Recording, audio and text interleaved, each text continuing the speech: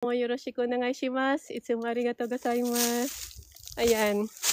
So, ayan. Ikis natin siya. Nagbigay siya sa akin ng maraming healing during my spiritual awakening, during my shadow work. So, dito ako nagre-release. I am always releasing my negative emotion. I'm always releasing my, alam mo yun, yung mga past trauma, my past trauma.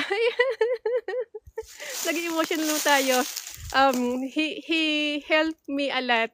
Kasi nga itong trees, did you know that trees can absorb all the negativity? So, if you hug the tree, so tree hugging will raise your frequency. So tree hugging will help your raising your frequency. At the same time, it will give you more download. So ibig sabihin,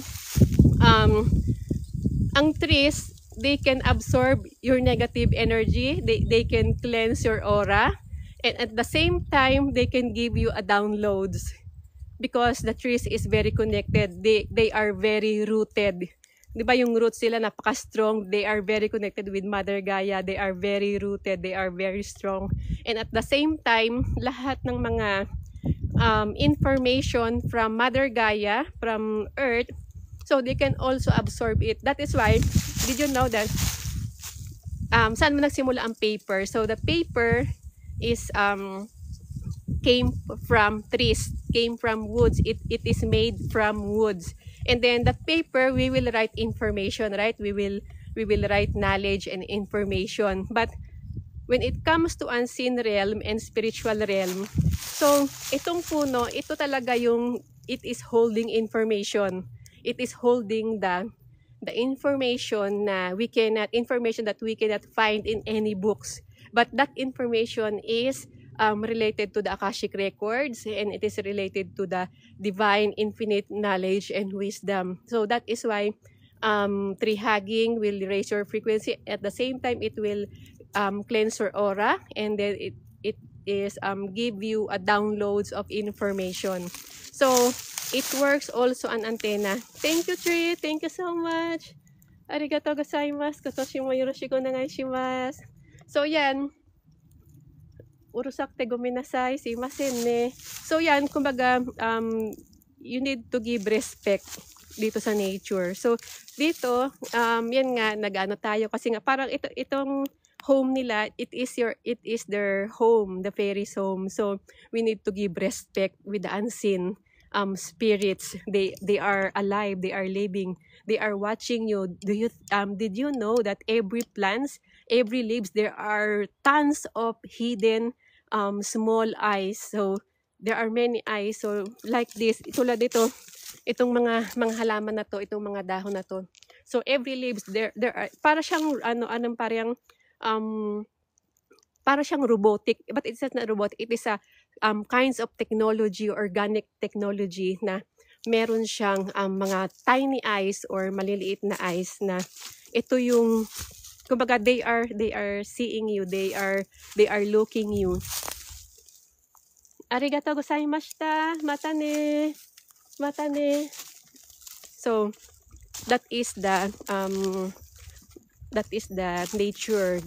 The nature, did you know that for me, the nature is my charge, because the nature will this is very sacred. Nature is very sacred because nature is the portal and the bridge of when it comes to connecting to heaven and earth. So that is why for if you look that tree, so it looks like 1111, right? So this is a portal, and nature is very grounded. It is very high frequency. It is very connected to your heart, which is 528 frequency. Kaya nga, di ba, when it comes to chakra system, kung aware kayo sa chakra, although hindi ako nagpo-focus sa chakra kasi nga, ang chakra kasi it will stimulate your energy. So much better to focus to raise your frequency and your mind, how to operate your mind. So when it comes to chakra system, that chakra system is all about the old system. But ngayong New Earth, it is not, kumbaga, hindi na siya ganun ka-importante. So kung mapapansin nyo yung heart chakra mo, the heart chakra is color green. So it is connected to the earth, to the trees, which is color green. And trees are very they are very rooted. So dito they can help you to raise your frequency. Just walking with this kind of place in the nature will help you to raise your frequency. And at the same time, nagbabibrate ka sa heart chakra mo, sa heart mo, sa authenticity mo. It will help you to connect with the original, to the organic life force energy. That is why nature. Kaya nga 'di ba sina Einstein na Tesla, nagta-charge sila sa nature.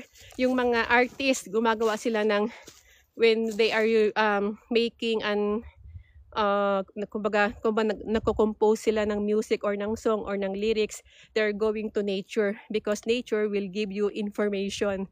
They are you are downloading if you are in a state of creation. So just go in nature. If you want to heal yourself, just go in nature. Because if you will go in charge, kumbaga yung charge, it is very congested. Kumbaga yung charge, it is there are many people with different energies, so very static. The energy is very static, not like if you are in nature. Tulad ngayon, I am alone, so kumbaga I am consuming this all energy, this positive energy. Kumbaga solong-solo ko, napakalakas ng energy, life force ng nature na ina-absorb natin. Breathing on that good asprana. Sabi nga ni Rob Smart. So saan tayo ngayon maggagawa ng let's find the place kung saan tayo makapag-drawing. O diyan mashimasu. Pasok tayo dito. Siguro doon pwede ilagay yung yung camera natin doon.